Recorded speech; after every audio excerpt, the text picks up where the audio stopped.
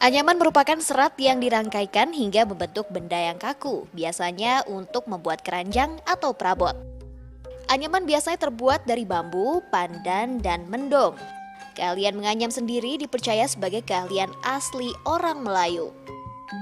Sejak dulu, aktivitas menganyam biasanya dilakukan oleh wanita untuk mengisi waktu luang. Aktivitas menganyam juga dimuat dalam naskah kuno Sahyang Siksa Kandang Karesian yang ditulis tahun 1518. Sahyang Siksa Kandang Karesian itu ditulis pada tahun 1518, jadi abad ke-16. Jadi kalau secara filologis itu anyaman sudah ada sejak abad ke-16. Tapi secara tradisi mungkin saja sebelum itu. Bisa lebih awal sebelum abad ke-16. Nah, itu seperti disebutkan di situ ada anyam-anyaman, salah satunya misalnya ada anyam cayut dan sebagainya. Tapi kalau dilihat di zaman kini susah untuk mengetahui atau membandingkan yang bagaimana anyaman-anyaman yang disebutkan dalam naskah itu bentuknya di saat seperti sekarang ini.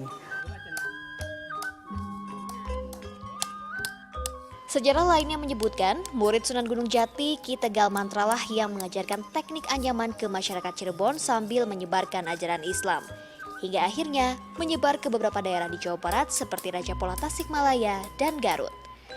3 abad kemudian atau pada abad ke-18, masyarakat kemudian mengembangkan anyaman menjadi produk kebutuhan sehari-hari.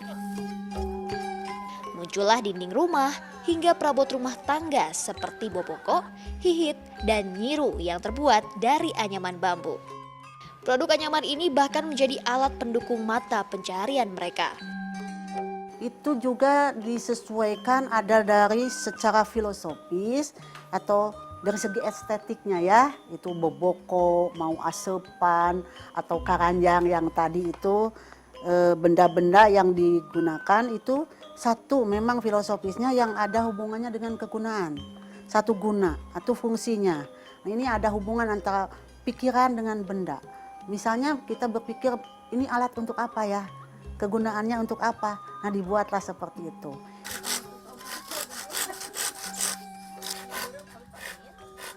Setiap proses menganyam menggambarkan filosofi kehidupan masyarakat Sunda, diantaranya kejujuran, kesabaran, ketekunan, dan pandangan hidup. Kejujuran bukan hanya tergambar dari penganyam, namun juga bahan dan produk yang dihasilkan. Hasil yang baik pasti dihasilkan dari bahan dan proses yang baik. Untuk hasil anyaman yang baik, tentu dibutuhkan kesabaran dan ketekunan, mulai dari pemilihan bahan hingga proses pengerjaan. Dalam anyaman bambu halus ada proses panjang yang harus dilalui, mulai dari menebang bambu, memotong, meraut hingga menganyamnya dengan pola yang berbeda. Polanya pun tentu tidak boleh sembarangan. Beda benda tentu beda pula polanya. Semuanya disesuaikan dengan kegunaan masing-masing benda. Bilik rumah misalnya, biasanya menggunakan teknik sasak ganda yang berkarakteristik kuat, sedangkan alat rumah tangga seperti boboko biasanya menggunakan teknik kepang yang konon dapat membuat nasi hangat lebih lama. Jika dulu aktivitas ini dilakukan oleh para wanita untuk mengisi waktu luang dan pemenuhan kebutuhan pribadi, saat ini menganyam dijadikan pula sebagai mata pencaharian. Kampung Anyam Ciburial merupakan salah satu kampung penghasil anyaman di Jawa Barat, terutama anyaman perabot rumah tangga. Kemampuan menganyam diwariskan secara turun-temurun. Sejak kecil, mereka sudah dilatih menganyam oleh orang tuanya. Di sini budaya turun-temurun. Ya, dari nenek moyang. Iya, nganyam terus di sini, Mas. Semuanya. Satu RW ini mah semua kerjanya ya ini. Iya. Ayakan, hihit, nyiru, boboko, tampir, tempe, cetok.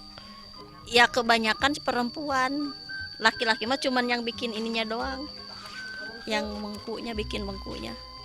Ya mulai dari nebang bambu sampai mikul sendiri, bikin sendiri, motong sendiri, nganyam sendiri, ya bikin ininya sendiri. Perempuan ada yang bisa. Hingga saat ini penganyam masih didominasi oleh perempuan karena para pria sebagian besar memang bermata pencarian sebagai petani atau buruh di luar kota. Selain Kampung Anyam Ciburial, Jawa Barat juga memiliki budaya menganyam di beberapa daerah yang produknya tidak berbatas pada alat rumah tangga, seperti Desa Tegalwangi di Cirebon dan Raja Polah di Tasikmalaya. Liza Kemaladewi, Chandra Kurnia melaporkan untuk NET.